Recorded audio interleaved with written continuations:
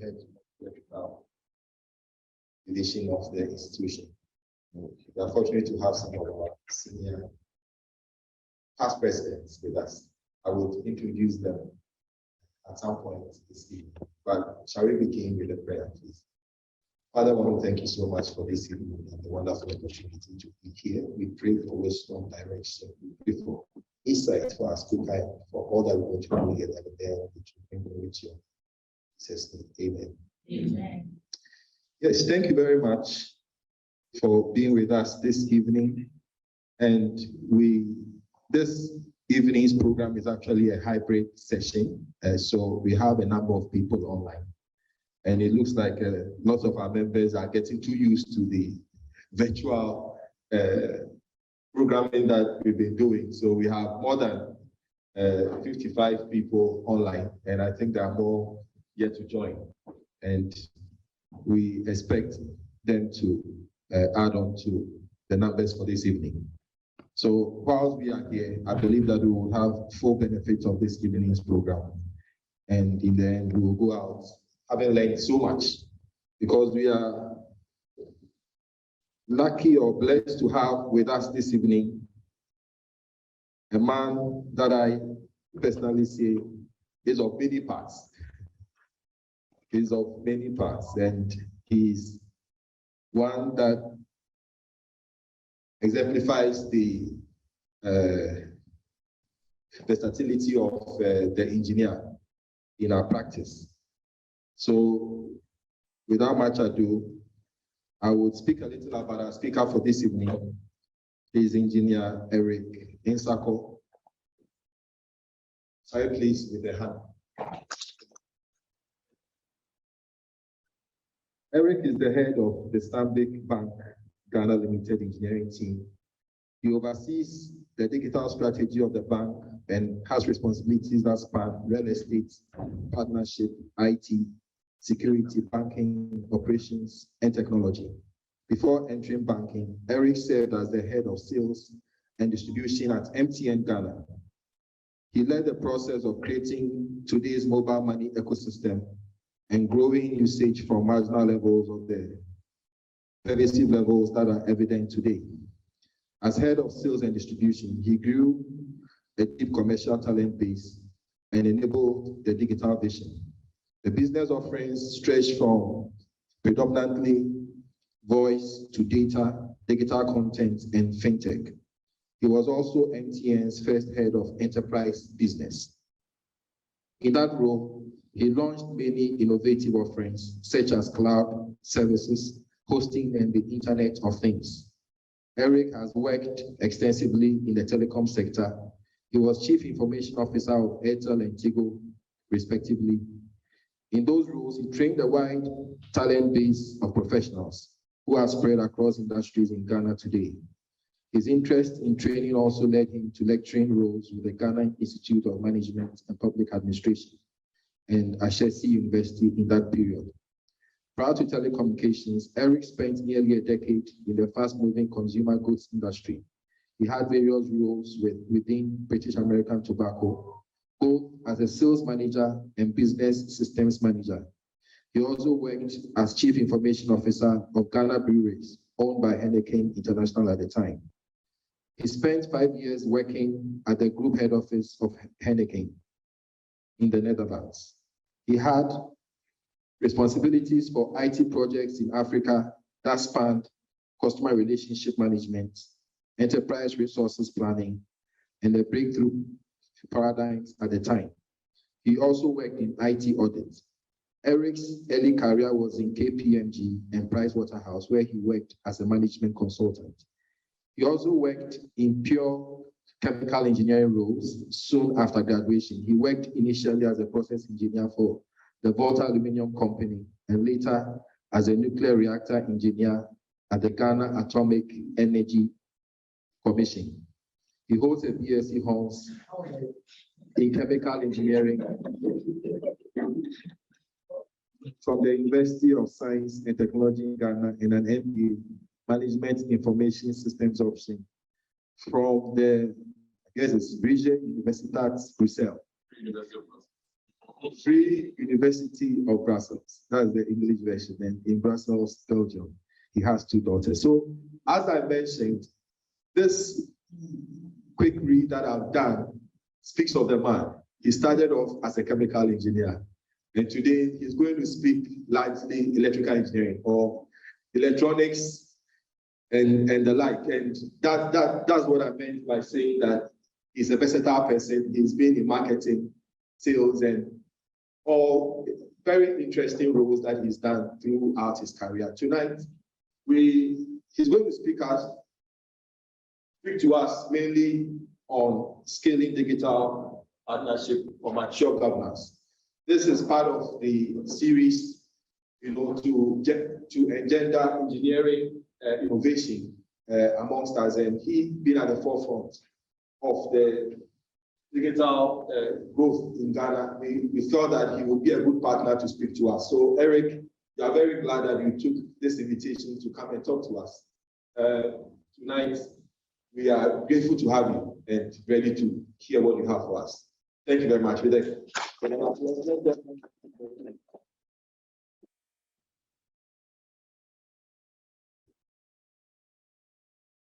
Thank you very much, Engineer Roberts. I know I'm an old man now because even Engineer Roberts was behind me. Yes. Even Michael Dede was behind me as well. But sometimes gratitude must be given. When I joined Stanbic Bank as head of engineering, there were many disasters, and we had to deal with them. I made a call to Engineer Roberts and I said, I'm seeing some power issues that I've never seen in my life. And he came at 12 midnight and we spent the night in the data center. So that is inspiration to Engineer Michael Dede, who has not yet done some favors. But that's not entirely true, because for me to be called a member of the institution today is because of Michael Dede and, of course, Engineer I. But it's a rare privilege to see 2 immediate past presidents of the Ghana Institution of Engineers. As a student, this was my dream. To one day see people like Andrew Quason or Aibo Tele, or some of those names that were famous in engineering. I remember sitting over here and seeing Asamoah walking in with full brass band and all that. And I remember that as a KPMG consultant, my boss sent me to Asamoah and said we should do a joint proposal to the Highway Authority. When I went into his reception, he was standing there and with a blazer with a Rotary Club pin here and all that. And we stood back because he could not approach His Highness in that obscene way. But some people from Europe or somewhere came. And they got to the reception, they had the receptionist, we are here to see Asamoah. And Asamoah said, come. Then they said, yes, we were here to see, and he said, I am Asamoah. And immediately they stepped back. Then he called us and he said, see me before these people. So, we have been socialized by the great and mighty, because, those names are names that day he told me to tell my boss that no government has ever liked him, but no donor has ever forsaken him. So when they bid for the highway job, they should know that they will not get political support, but nobody will fund it unless he's on the short list. So those things taught us a bit about professional confidence. And today we are here. And we have to acknowledge those who are here, like Engineer Pamela. She's a very, very rebellious engineer, but she's here with us today. And the colleagues from Stanbic Bank and Araba, the friends, Jody Graft, he's a solid guy, Livingston House. But, over there we didn't have these reactions that calcium carbide plus water. That's Michael Dede, Katanga Bombardier. But the task is big, ladies and gentlemen. It's a big one. I was just saying that for me to get here as a software engineer has taken a lot of doing, because they want to take me back to chemical engineering. They want me to go back to the momentum transfer and heat transfer and, mass transfer and these kinds of things, diffusion and so on. But I am resisting it at all costs, because the things that we have to integrate now are bigger than what we integrated in the past. One of the parts that I'm very proud of in my career, is when we put together the nuclear reactor. Because as for that one young man, when you say it in your career, people say. So find yourself a project like that, something that you just say to confuse the wild birds. And nuclear reactor was my, what I did there is not important. I had a rule, that's what matters. But governance. This I did for the systems auditors. This was the presentation initially for the systems auditors.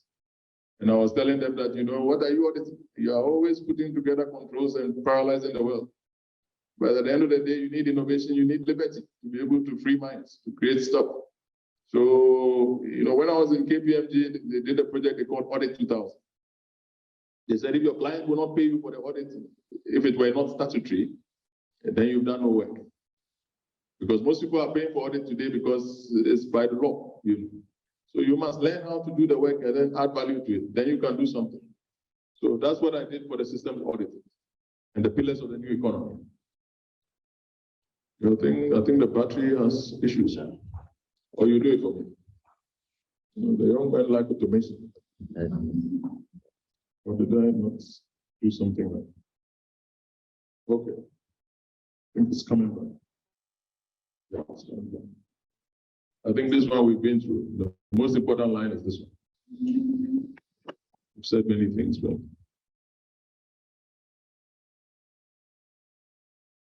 you can do it for me. Please go to the next slide. So I spoke about the pillars of the new economy in terms of some of the things that we've neglected as a business, as a republic. Sorry, but the republic can also be looked at in terms of balance sheets and reports.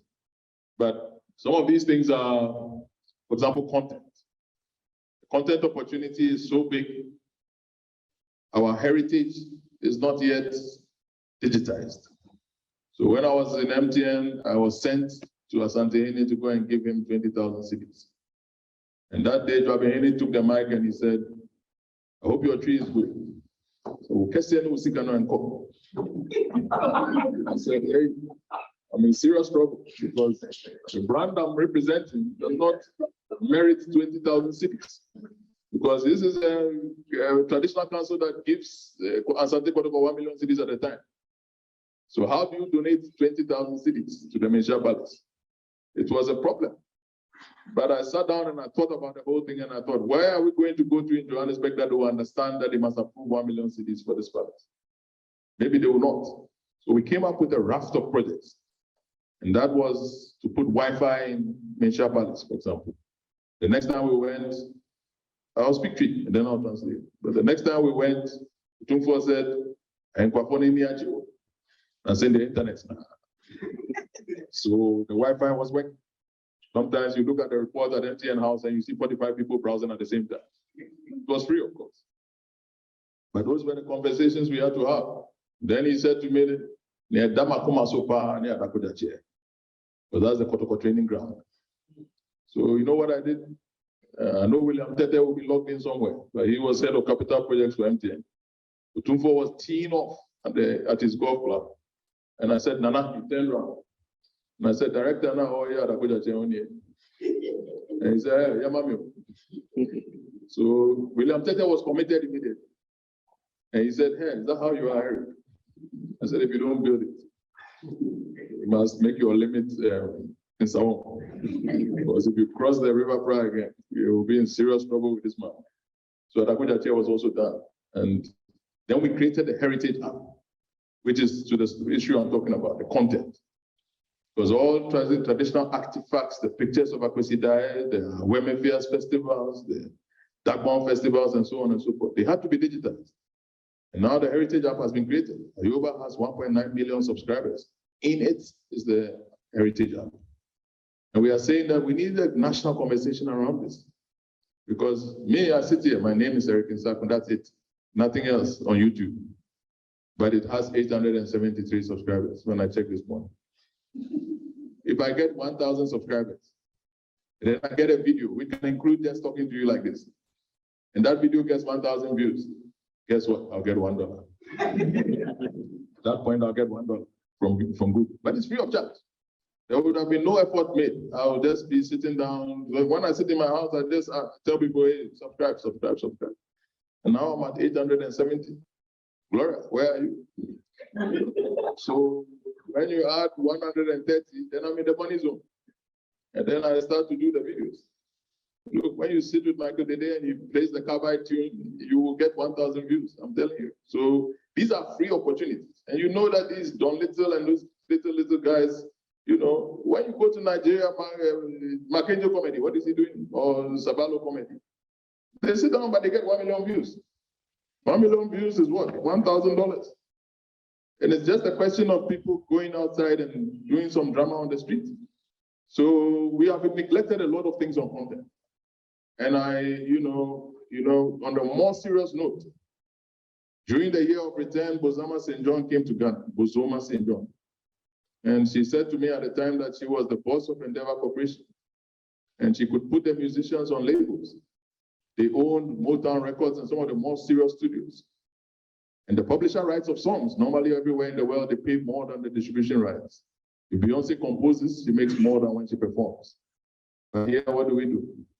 I heard the other day, Camero was happy with the settlement of 50,000 cedis from a court case that had lasted 6 years. So a publisher and composition, you get nothing at all. And then you go to distribution and, I brought one of the big artists of the country. I said, let's try and put you on a label. He said, I'm doing a live event in Tamale, come and sponsor, that's more important. Well, later on, I saw him at an event recently. He was playing very early in the evening. When you play at 6 o'clock, the children have not arrived.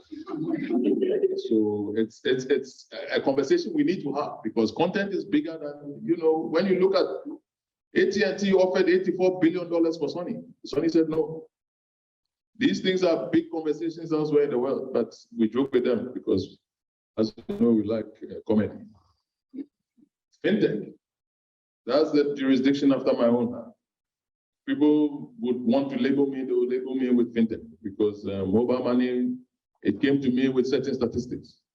200,000 users per month, 2.9 billion CD transaction value per year. As for number of agents, I think it was 1,000 or 2,000. I handed it over on 9th April 2021 to the principals. 200,000 had become 11.7 million. 2.9 billion had become, where did we end last year? 938 billion. And the number of agents had become 250,000. I always add to this that I listened to an interview of Jack Ma. They asked him, what do you think about Amazon? He said, Amazon, they are a company. Alibaba, we are an economy. The mobile money thing is an economy.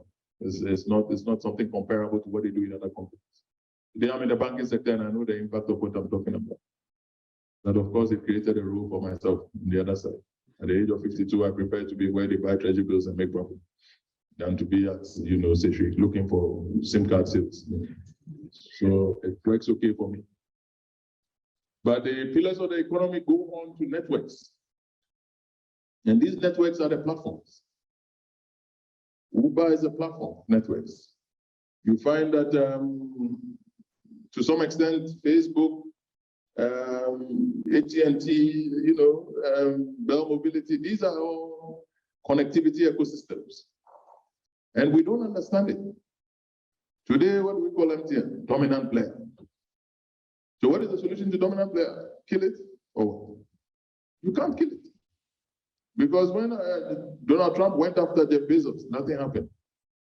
Eventually, social things happened to him, but he became, first person in the world to be associated with $200 billion.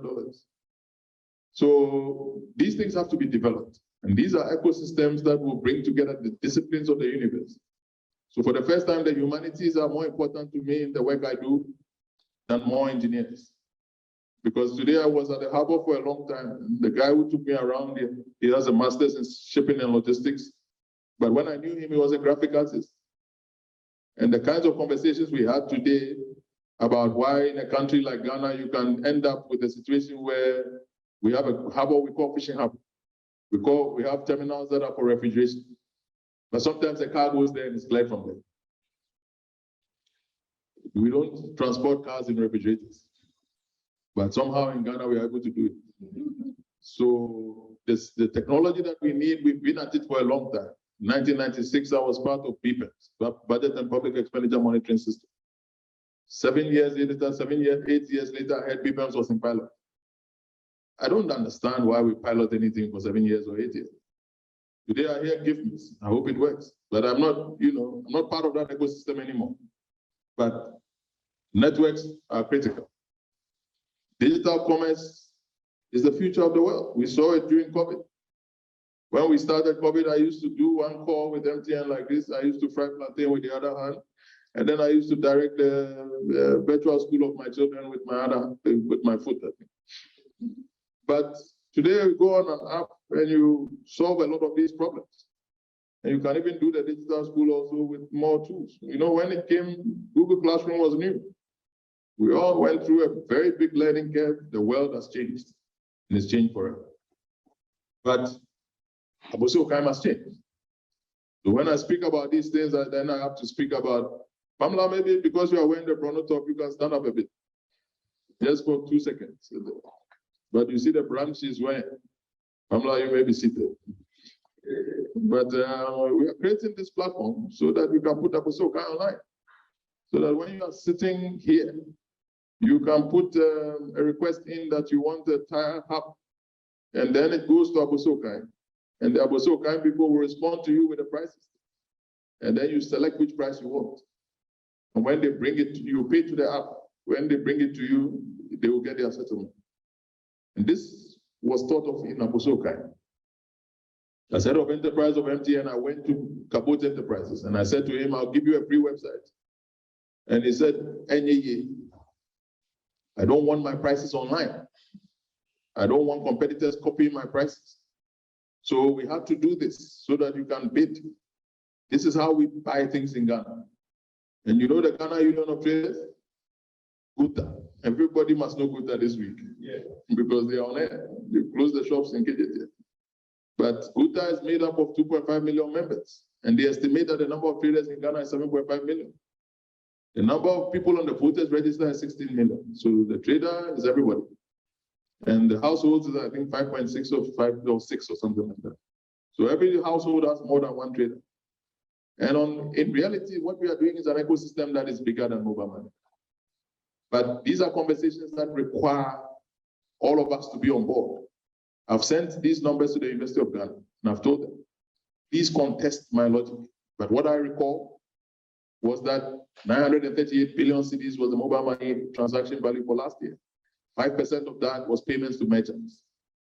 So if I take it as 1 trillion, then the 5% was 50 billion. 0.2% was the revenue to MTN. And that might be in the region of 100 million cedis. But then it means that if you take the tax as 25%, then you allow for some expenses and say that this is 20 million cedis on a base of 200,000 merchants. So if I do this for you, Bruno, as I'm saying, and I take 75% of the Guta members, which is 5 million people, then you can multiply the 20 million by a scale factor of 25 and you get 500 million. But at that point, you ask yourself, why 0.2%? Because mobile money that you know is 1%, right? So we put 0.2% there for a reason. But you can make it 1% and Ghanaians will not complain. Then you don't have the e-levy wahala. You don't have the IMF wahala. And that is 2.5 billion because you change 0.2 to 1, it's times 5. So the 500 million you got is now 2.5 billion. Then you ask yourself the question again, who is keeping the windfall? You just need a law. If you don't pass the law, the telco will keep it, of course. If you pass the law, they'll share it with you. So that can become 10 billion. What is that? $1 billion. That is the first tranche of the IMF. There are things we can do. But the university is telling me they'll come back to me. And now we are offering them payment in consultancy to be able to go into these things and research on them. Because it is a process of inquiry. Any of you ever heard of Kwame Gyekye, the late? I like his lectures because he always starts with philosophy begins in wonder. You must always wonder. And then you can answer. But anyway, digital commerce is very closely related to data analytics. Today, when I went to the port, I was telling Meridian Port Services that the analytics they are sitting on, if they anonymize it and they share it, this country will be different. Because they know everything that is coming in. Inside the containers, where it is going, how much the volume is. And these are the things that we used to do. When I was in MTN, I sat behind the analytics panel all the time. And that's why I knew that the people of Soweto were waking up. Those people sleep at 2 a.m. because they commute from some other market somewhere. They get back. That's when your child starts telling you, my pencil is broken, and so on. And so you have to set up a night market for them. And at 2 a.m., they'll sleep. But at 12 midday, you see that in the central business area, from Tetekwashi Circle coming into towards the beach, 4 million people are present. But 2 a.m., they are left with 2.8 million. Then the other places are woken up. 2 a.m., everybody is asleep, the whole gang.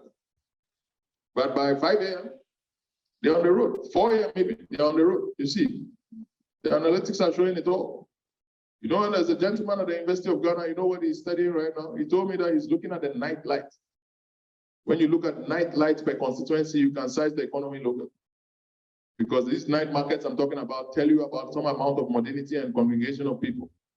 So it's very important that these pillars of the economy we consider in our modeling, in our liberation from poverty, and so on and so forth. Because our antecedents are holding us back. And we are a civilization that is not an irrelevant civilization.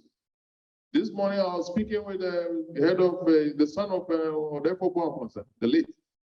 And he was tracing for me how the Dentra arrived and how the Guan arrived and how Asantis were formed and so on and so forth. And I said, but this thing is going right back to Kumbisa. It's going right back to Old Ghana, which is also linking to the Arabian Empire, which is linking them to the offshoots of the Ottomans and the Persians and the Romans and that whole trajectory. So we are not an irrelevant civilization, but somehow we prefer to be relevant. And that one I cannot solve. Oh, you've done it. So I spoke about this ahead of the time. But digital content, you saw that I went straight to heritage. Because heritage takes us no effort. It is what we do. My grandmother is involved. Adjoa Salome, she's involved. These things are not, literacy is not a requisite. We are already doing them. But video and so on, we are not big enough. And we have to make them big. You know, I saw the Attorney General, where I saw him against his private. But I said to him, Honorable,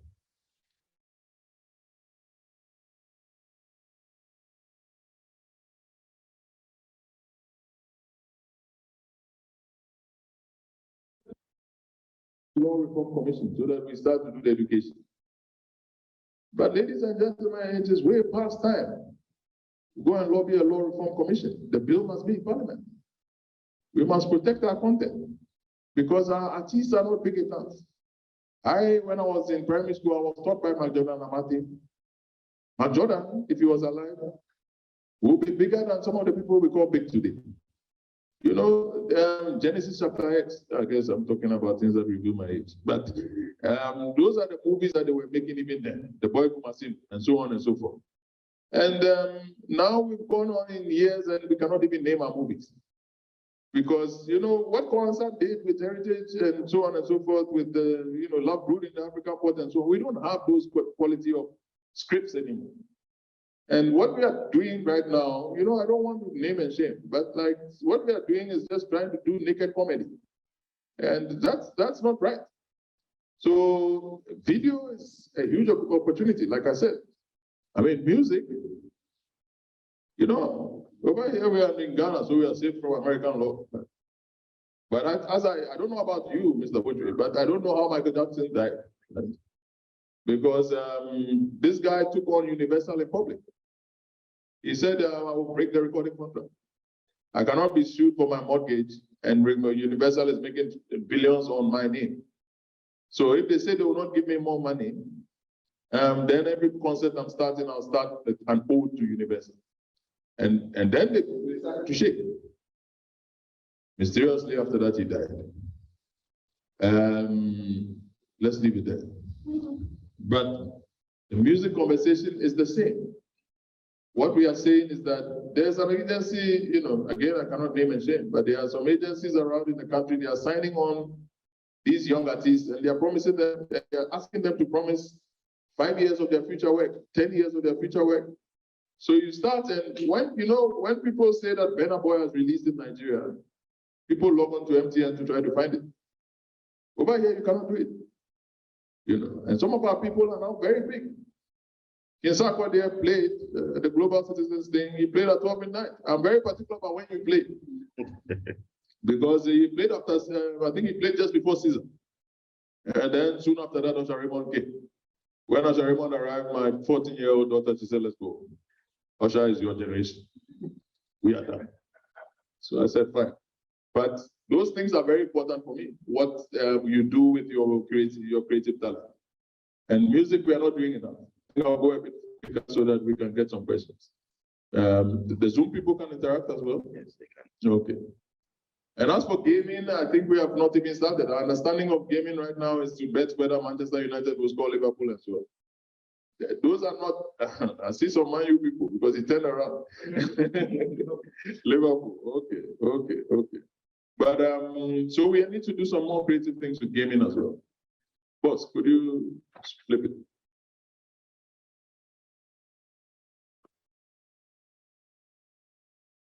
You see, today I work in banking, like I said, and it is interesting that banks are seldom lending to anybody anymore. But the loan books of the telcos right now, you know, the lucky thing about the telco license, you don't do anything under your license, right? So Leshego and so on and so forth, they have partnerships with the telcos and they give you the quick loan. That's where the action is. Those are algorithms that are calculating your credit score in real time based on your usage of the airtime and your transactions on mobile money. That is the future of lending. Right? I don't want to belabor it too much, but it's the future of insurance and all of that. It's going to go online. And the sooner we go online, the better it is for everybody. So agency banking that we speak about, today you want to do agency banking, you have to apply to the governor. The governor will look at your branches, you look at the software, the training you are doing, and so on and so forth. So what you are doing is banking, it's regular banking, but you're calling it agency banking. When I was at MTN, I had 242 agents who are authorized to do certain transactions on behalf of MTN. I didn't need anybody's clearance because I am responsible for what they do. It's a bit different in banking. So the conversation here is that there has to be some distribution alignment now, synchronization between the banking ecosystem and the telecom ecosystem. And unfortunately, by telecom at the moment, I'm probably referring majority to MTN because you know, there are situations that we have to deal with. But under the circumstances, I think for agency banking, for digital lending, and for insurance brokerage, the future is in the street. The concentration risk that exists for dealing with mining companies and dealing with oil companies and dealing with cocoa, you know, do you know any of our people who is in the cocoa sector? You have to search for, you know, the problem is that we graduated almost 30 years ago, and we don't know our people to be there. And, you know, without the engineers are not there, I don't know who's there. And that's the situation we are dealing with. You know, some of our people are in mining, yes, but how many? So the scalability of these units is in question. Whereas renewable energy and the internet and so on, you scale and you scale and you scale. The number of sessions that are on this laptop, nobody knows. But he could be doing a Zoom, he could be doing a YouTube, he could also be doing a chat. And that's the conversation that we need around banking and all of that. The banking scalability is in question. And at the moment, you know, the key lender, the key borrower was government. Government's capacity to borrow, we all know, they've reached their own limits. So what do you do going forward? No country is going to survive without the banking sector. You know? Where are you going to keep your money? And when America is in trouble, the conversation is between Morgan Stanley, JP Morgan, Bank of America, and some of the big units. They have to sit down and talk. As far as I know, I don't know everything, but as far as I know, I don't see many people who say they work in banking and they work in the research department. It's normally you see that Bloomberg has released a research report on Ghana, and Ghana banking sector is scrambling for it. Very pathetic. We have one more also. So the big data and analytics have already spoken about the opportunity. That if you are able to get even the addressing, see, I hope so far, I'm sure Mrs. Odronako will correct me if I'm wrong, but I have not spoken about anything concerning politics and so on. I hope. Because my aim in coming here was not to stoke any fires. But I heard about one project they call Ghana Card. Ghana Card. And under the Ghana Card, I get a bit confused about the lost opportunity on address. Because the home addresses are not accurate. You know, God rest the soul of my brother Maxwell, we buried him in December. But where he lived, they even offered him to name the street after him. And I see that because of that, there's on the signboard, there's number 3. But there's also a GH something GPS address. And then there's also a 96 stroke something in Sawam Road. And then there's, you know, what are we doing? You know, these things are very simple in other jurisdictions. Name it. You know, the only problem was that areas with kiosks and so on, you needed to put a code. If I go and steal and I live by the railway line, if you're able to come within 1 meter square of where I am, they'll call me out. If you come Ghana police and you say, I have this picture of this guy, he lives in this area, they'll call you out. That's all we needed. We didn't have to add number 31 little icon to digital address. So anyway, I mean, KYC is an opportunity that other jurisdictions are thriving on. The parceling and so on, Trump's fights with Amazon. He was saying, you know, you are using the American Post data. How much are you sharing with us? And so on. But those are better conversations than we don't know where to find people. And analytics, I already spoke about the modeling of the telecom market and so on and so forth, modeling of container terminals and the data that you get out of that. And these are the things that we must be doing. And spending habits, you know, for us to know what to grow, what to aggregate and so on. You know, the agribusiness value chain is very important. Some of you have been to Sandema, Saboba, you've been to Gambaga, you've been to the places that I've been to. And you see the returns of millet farming. MEGA. If you've been to Nima, I know a lady there, when you see the list she wears, you understand what wealth is about. The gold in her teeth and so on. But she does millet. So I don't know how much she gives to the farmers over there. But I know how much she gets from the breweries and so on over here. And the aggregation is important. If I take that Bruno up there, I can say that I want millet. And somebody up there can go around and get the millet together and send it to me. They will give me the price that they want me to pay. Then you take out until it's get it. But innovation is not something that we want to do, but we have to do it. The Internet of Things, you have to avoid this politics at all costs. I was going to talk about how to track fertilizer. But, you know, these things you need RFID codes and so on. You need asset tracking chips and so on in the whole thing. And you must not lose your fertilizer. You must not also lose your cocoa. You must not lose anything. You know, I was in Winchi once and I saw a lady, she was standing by a shed. And I said, what do you do here? She said, Amajaro gives me money and I go and buy the cocoa and keep it in this shed. So the guy I was with, he said, hey, then when the network reaches the farm, this lady is gone because the farmers will bring it direct and they'll get their payment. And I said, yeah, but at the end of the day, when we disrupted the scratch card, I estimated that we had disrupted 40,000 people off the street. The guys who were chasing your cars and selling scratch cards.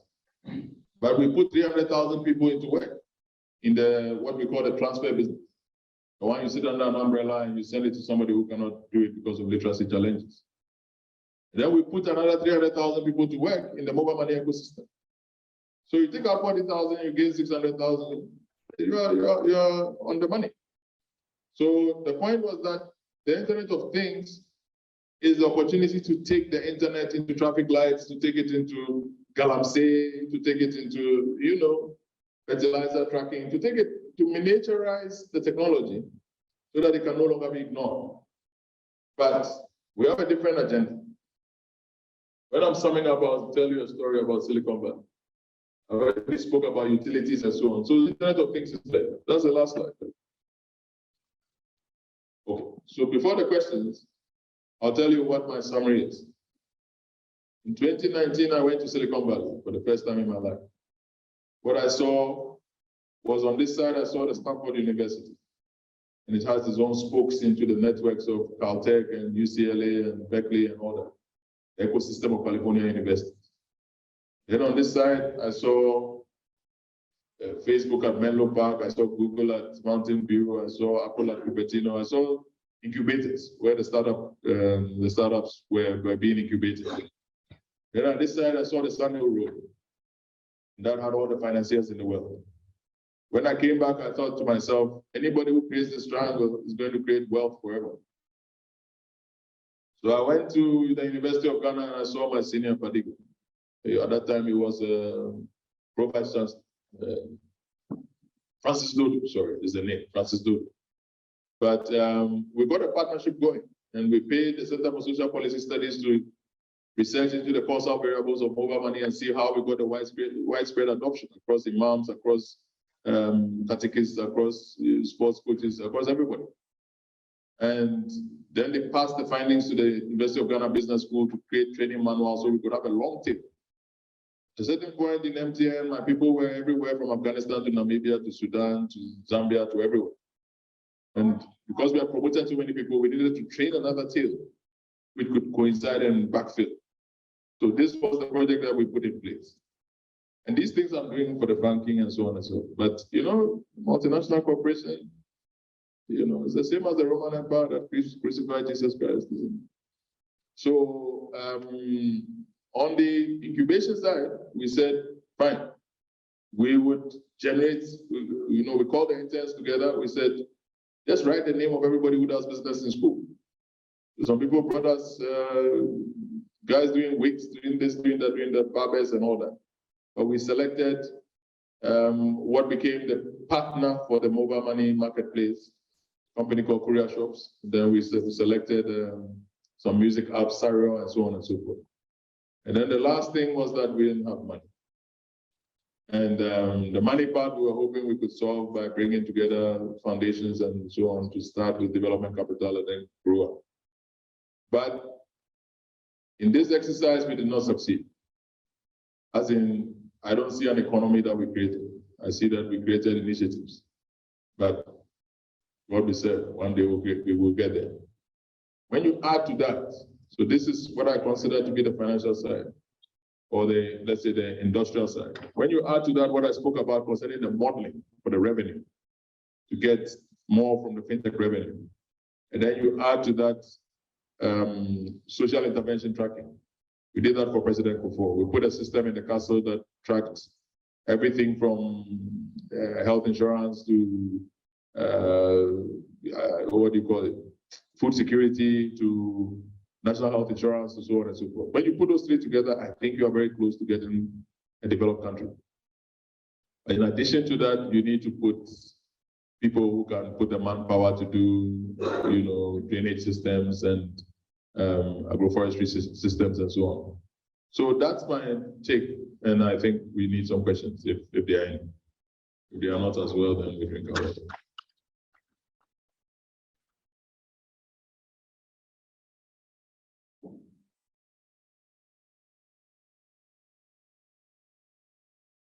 Shall we do it once again? There's so much that we have learned this evening. We'll be taking questions from the floor, and I'll probably just ask one. In the midst of, when you spoke of the scratch cards, then it just came to mind, and then I got a picture when you would have all these boys running after you, and I was just thinking of the transitions that have happened from call centers and scratch cards, internet, and cafes, and there's been that subtle, things just get out of the system without you even taking notice. And with voice and data and all that's happening there, what do you think are the next steps and the next levels that we should be looking at? Thank you, boss. Look, to me, the scratch card was an aberration. Right? It was something that should have gone away the day it arrived, because of this scratch card, many people are dead, right? Like armed robbers and the insurance claims and so on. So, in the league of the big innovations, I don't count it. But in terms of going forward, I think mobile money is done. But the things that I mentioned here, I believe, are the next. I think the next big things are content, fiber broadband, e-commerce, And perhaps manpower. We need to get to a point where we speak in terms of the people we have instead of natural resource endowment. So I'll keep it simple. I think that those are, for me, the next frontiers that we have to pursue. Have we started? I don't think so.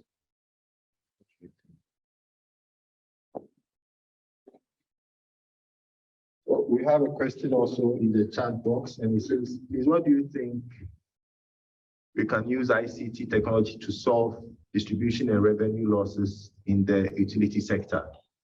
And maybe as we deal with that, I think in talking, we also spoke of Galamsey. I don't know if you have any ideas how we can use technology to solve some of our issues in those areas as well.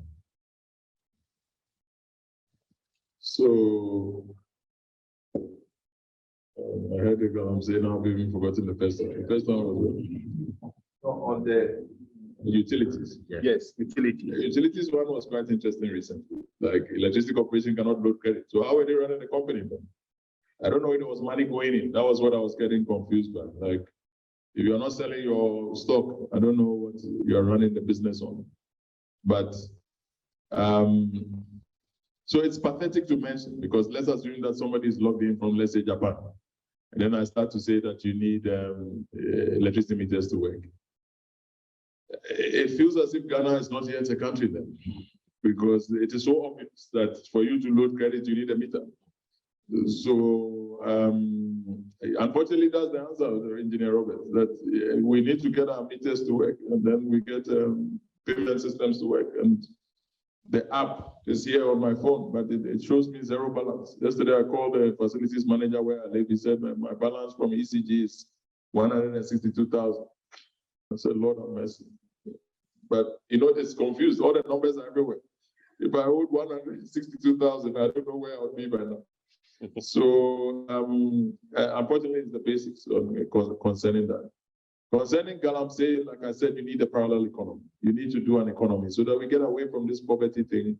I was in Kwabi Brem district during the elections, and the guys were very angry about the Operation Vanguard and all these things that were going on. And they said that the economy has stopped because illegal mining is suffering a clampdown and all that. But what I mean is, look, what have we achieved so far? I remember one guy came to me, he said he wanted vehicle tracking back in the days when I was in that space. And I said, okay, it's very simple. I'll send a salesman to install the trackers on your cars. And he said, no, it will not work. And I said, so where are the cars? He said, it's going to track Galamsey bulldozers. That's why he couldn't take the trackers. But what he doesn't realize is the network is not in the forest. You can't track bulldozers with them. So I think we need an economy so that we can migrate people from what they are doing into an economy, and then they can do more serious things. Because this mining thing is not scalable. I heard recently that in addition to mining oil and gold, we wanted to add marijuana. I mean, we can go on and on, but as far as I'm concerned, you need a digital economy, and you need renewable energy, and you need some of these things. Recently, a few friends of mine, we came together, we said we wanted to do cashew. So we looked at the volumes. We saw, you go to the Tahiru Pro is somewhere near Kentapo there. And it's, you are going to get 5 cedis per kilo for the cashew. But I called Auntie Adiza at Nima, and she gave me 100 cedis per kilo. So I said, now, Adiza, what is this you are doing? And she said, it's from Dubai. So I called the agronomist neighbor that I have from Colombia, and I said, what is going on in this country? And he said, well, if you will take me to your farm, I will solve the irrigation and the fertilizer and so on, and your cashew will taste like that Dubai one that the people are patronizing. But, we would rather want to, buy a graphic front page and say patronize made in Ghana, and the child is eating the Dubai one. So grow it for him. Like, what is this whole thing that we always want to say, the heritage is better than the present, and then you end up, grow it in the local environment, give it all the local nourishment and all that. And it's going to be more healthy than what they are sitting there importing from some other place. So innovation, we cannot run away from. And I think Galamsey and utilities and that space is affected by that. The Richard guy didn't come back, right? Oh, that's Richard? Oh, okay. Yeah, apologies. We have someone online who would say a few things. David, you can go on. Okay, please, good evening. Please, I wanted to ask how can we influence or use IoT, that's the Internet of Things, agriculture?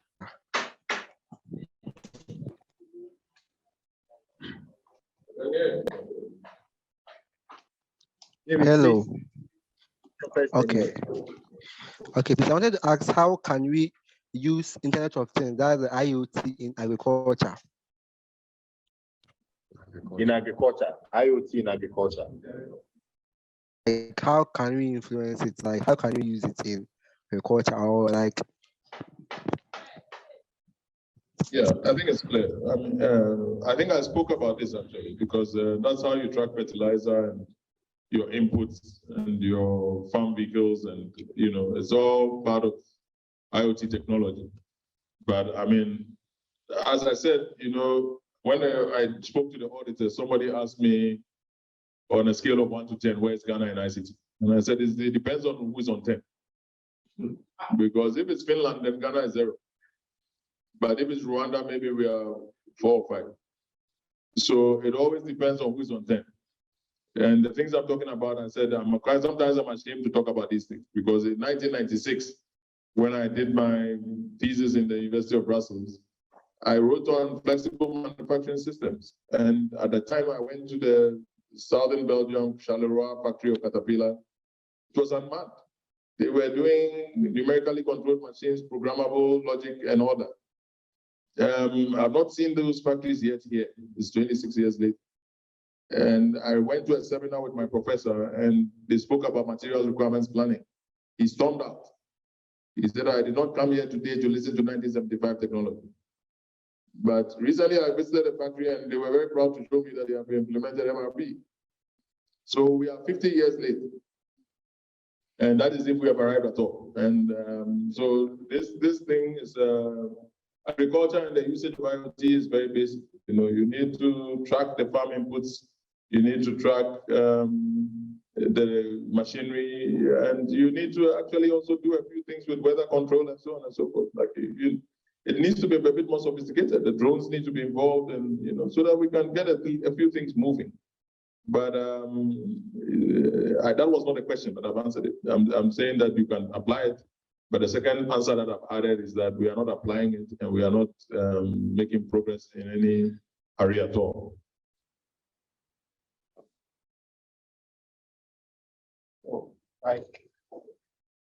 Vice President. I guess there are not too many here.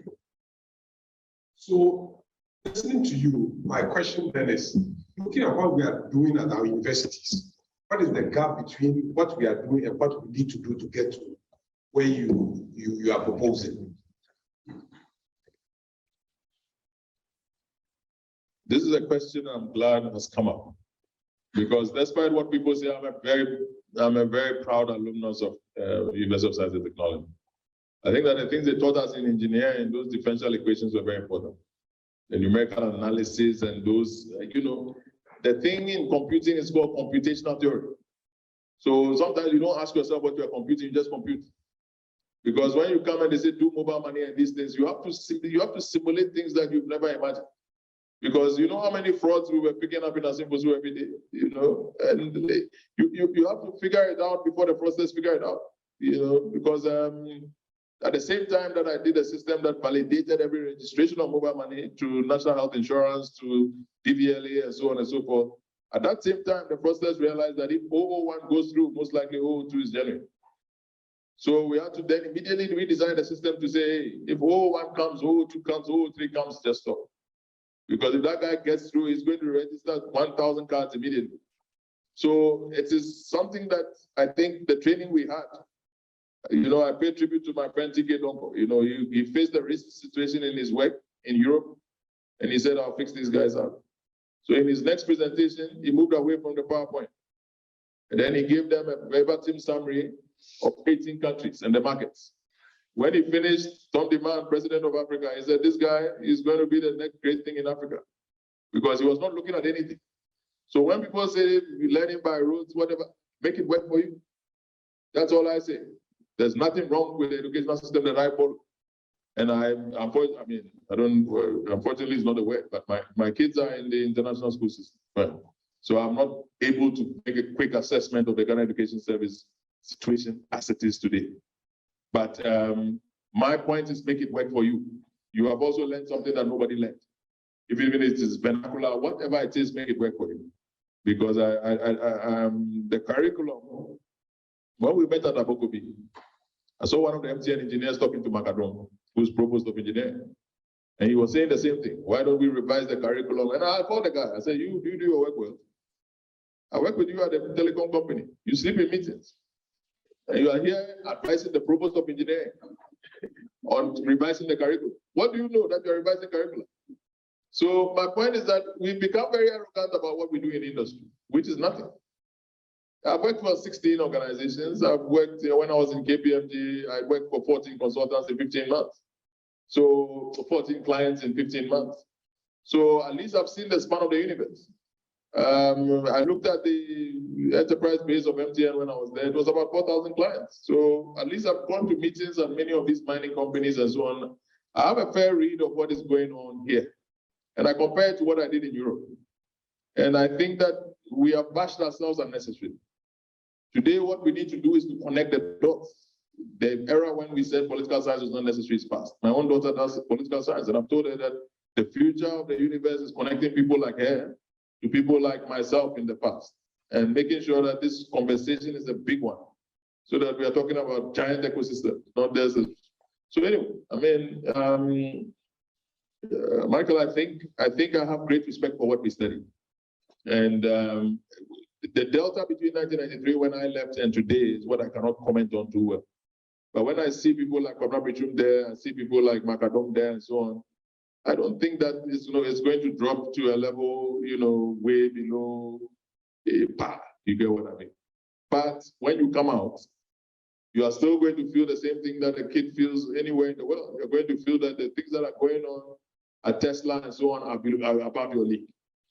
But then, the principles will apply. I think the same principles of theory will apply. So, contrary to a lot of the popular conversations, I don't rubbish our educational system.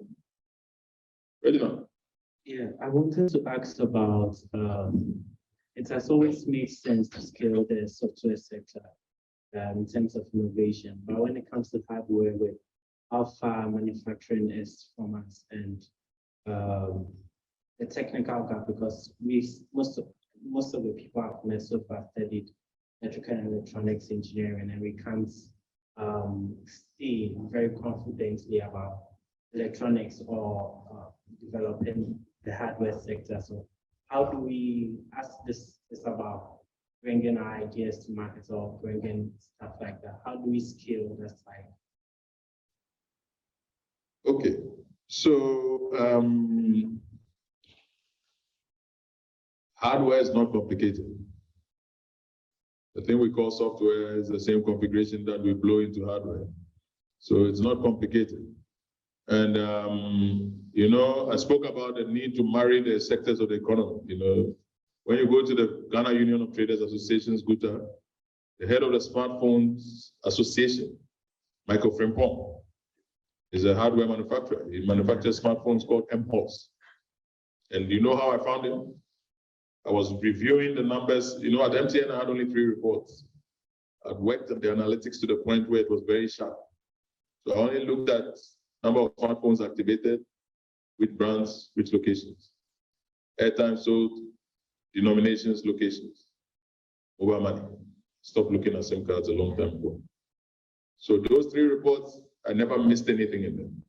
The smartphone one, I suddenly saw that MHOS had come to the top. It had come within the first 15 or so that I was looking at. And I said, I'll give a challenge to salespeople. God rest the soul of Ebenezer Ini, but he died a few months ago. He found MHOS. And when he brought MHOS to me, I saw that he was a smartphone manufacturer. And I took him to, so MTN, they asked me to come and buy some computers, some smartphones from China Mobile. And I said, I'm not coming. I'm going to buy from Emos. I'm going to partner with Emos. He will come to China Mobile and buy what you need. And these were very important smartphones, the KaiOS phone. That's the same phone in the Reliance Jio case study of India, the 4G disruption of, you know, the Airtel and so on in India. So at that point, MTN, it became a storm, you know, and the group chief commercial officer called me and he said, you have to come to Johannesburg immediately because you are creating some ripples that people are going to lose their jobs. And I said, I'll be there. So I got there and I stood in front of the group chief executive. My battery was on 10%, I remember. And I wanted them to hurry up, but it was the group expo. So the guy was asking me, are you serious? I'm trying to speed up the group expo. I said, I have only 10%.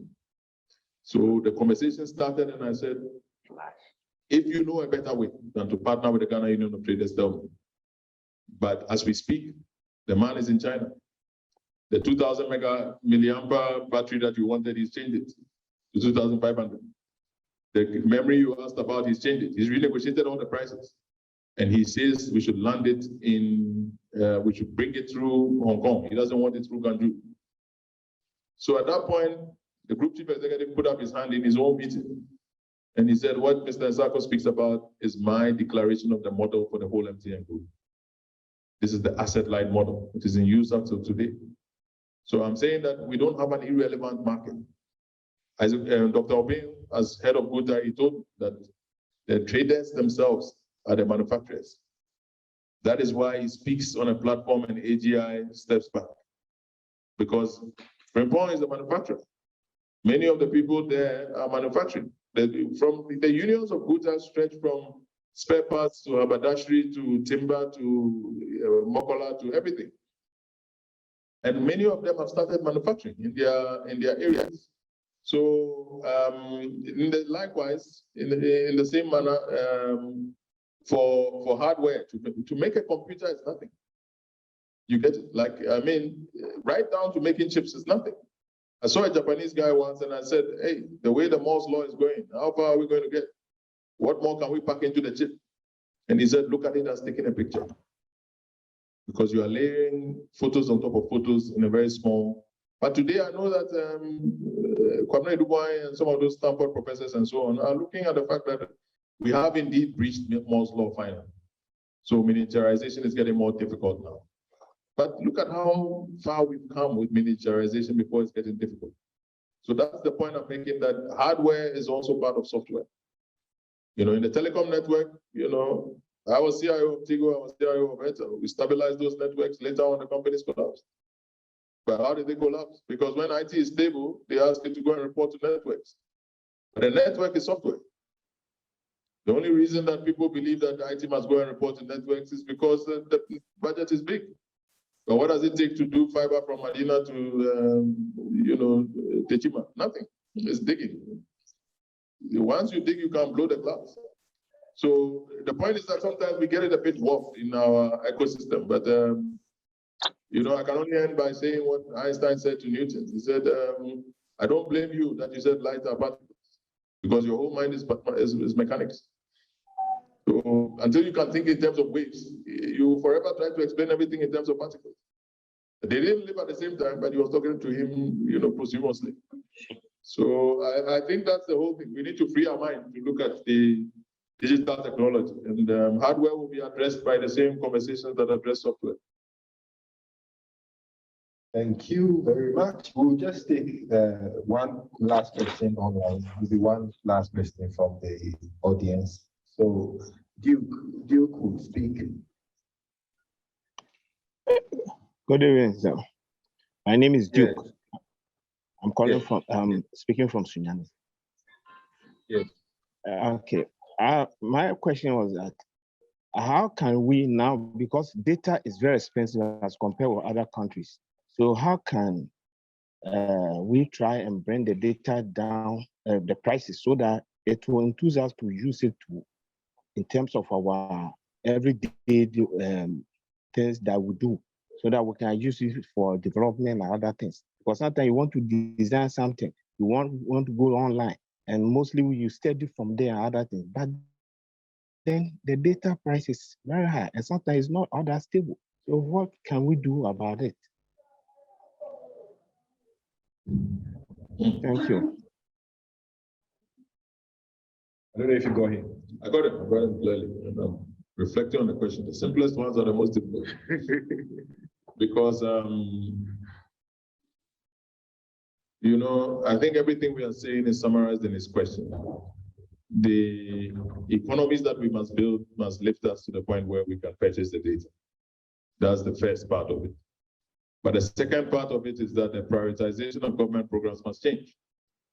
You know, today, I think if you look at the 10 priority programs that the Honorable Minister of Trade listed not too long ago, it included salt, textiles,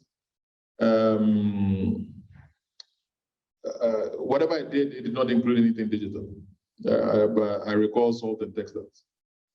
Now, you need to give these youngsters access to the data. You need them to be on the internet and create businesses on the internet.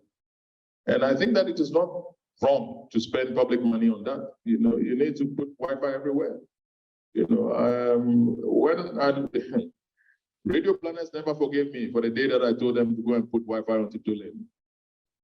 But when it was done, it didn't work for more than 4 hours anyway. But up till today, people see me and they say, look, that thing you did to us, we can't forgive you. Because, see, the problem is they are used to where they have a structured mast. You put an antenna, you put this, you put...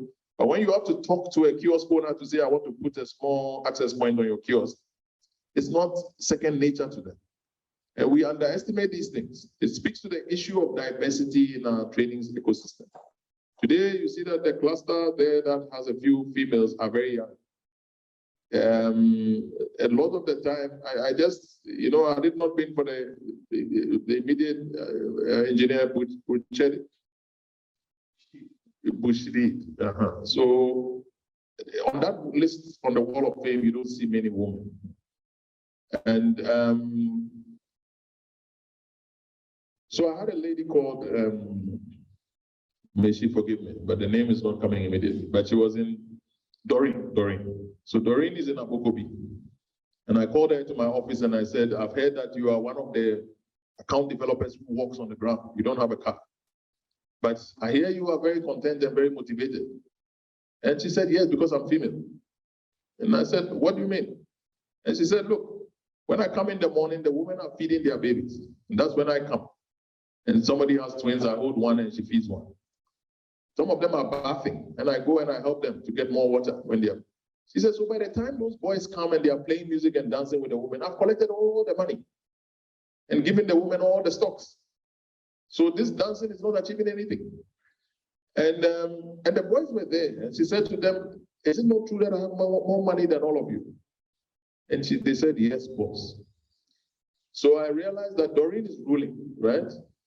I don't want to embarrass Pamela anymore. I've embarrassed her enough today. But like the things she can do, a man cannot do. Because the market is granular. You know, one day I was walking through Mokola at 7 a.m. You know what I saw? A preacher by the street. He connected his loudspeaker and did what he used to do. You know,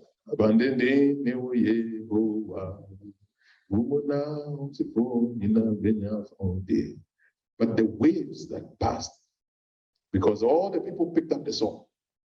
And, you know, nobody knew who had started it, but Mokola was alive.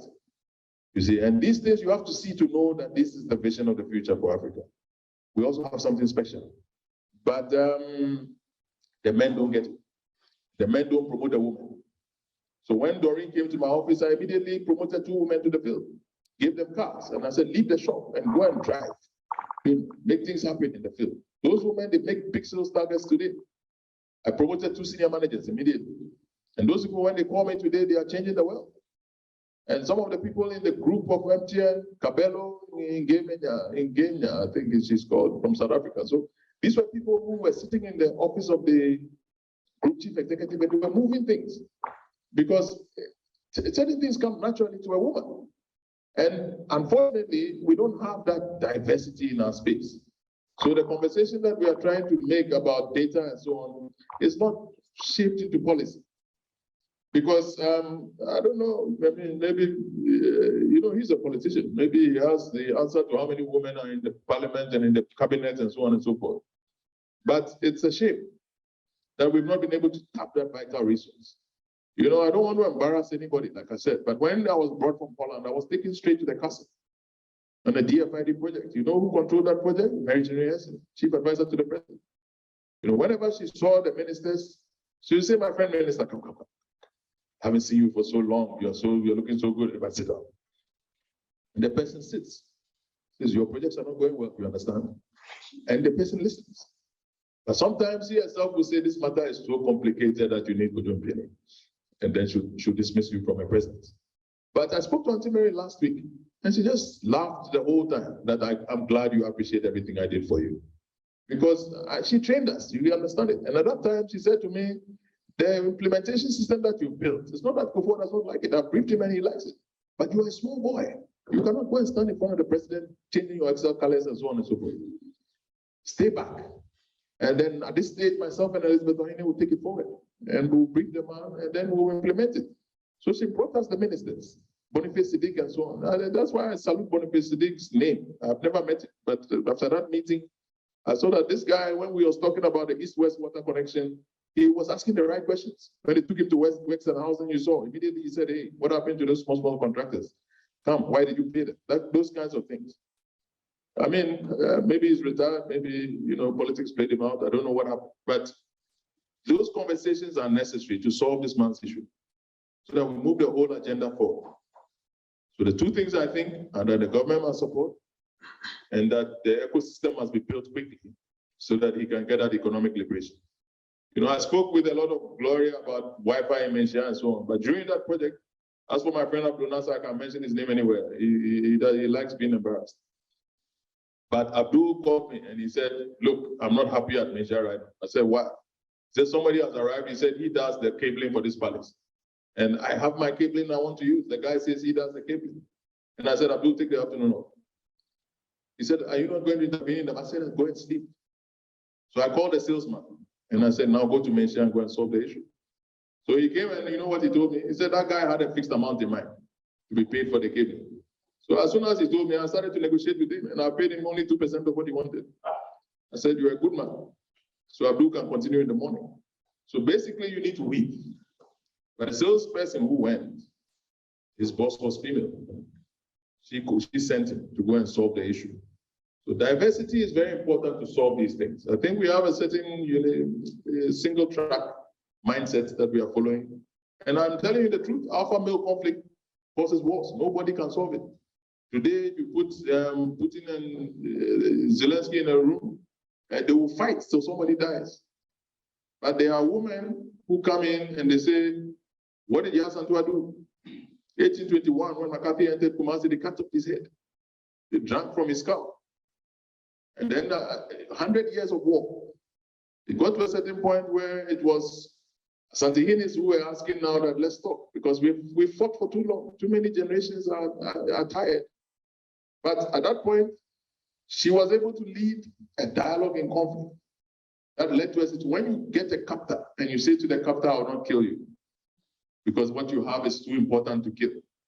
Somebody told me, that's the last thing I'll say, one of our brothers from Katanga, he told me on what happened on the morning of 4th June, and I said, God have mercy. Soldiers came to his house, and his father was supposed to be taken out. But when his grandmother saw what was happening, she stood in front of the door. She said, if you want to kill my son, shoot me. And the military that were standing there, they started to turn around and point their guns at each other because the woman was too powerful to look at and kill him. That was when the brigadier came out. And then the same people who had come to kill him, when they saw him, they saluted.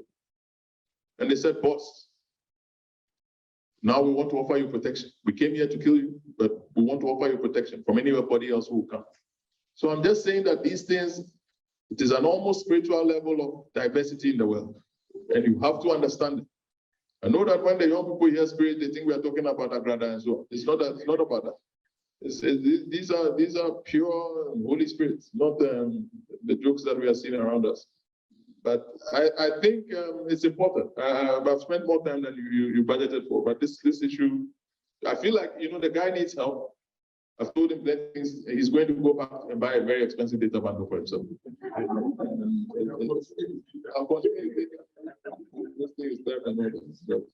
It shall be well.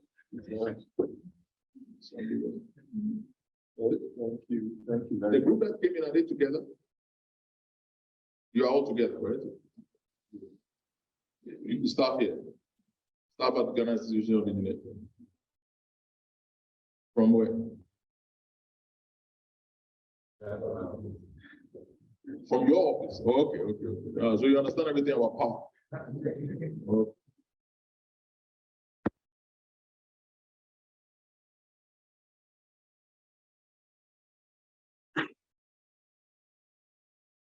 Hello. Right. I think the evening has been well spent, and before we say our final thank yous, as I said, we would have to introduce some of the important personnel who joined us this evening. We have with us this evening our past president, engineer, Dr. Kwame Boakye. He's also the chairman of the Engineering Council, the board of the Engineering Council, leading the Frontiers for Engineering Growth in Ghana. So we support him so much and pray that he does very well for us. We are looking forward to so much. And then we have our immediate past president, Engineer Ayen. We also have with us the vice president of the institution, the person of Engineer Michael Dodo. And thank you all so much for coming back. The thanks go to Mr. Engineer Eric Insako. I believe that we've had a very good time with him this evening, and he's inspired us so much, sharing his personal experiences and giving us thoughts to go out to be more innovative and to help in the digital growth of our nation. Thank you so much, Engineer Insako. And we definitely look forward to having more times like this with you. And for all those who were online, I think we reached about 90 people online. We hope that next time when we have a session, you will come and then fill this auditorium. Next time, we will make it only an in-person thing so that you come and join us here. Thank you so much for coming, all of you, and good evening. Hope that you have a safe trip back home. We thank God for the time. For all those who came with Engineer Insako, you've had an experience of engineering. We are, no, it's not about it. We are actually precisely the things we do. So thank you very much for coming to join us. Then have some refreshments on your way out. So we pray that the Lord will take us all home safe.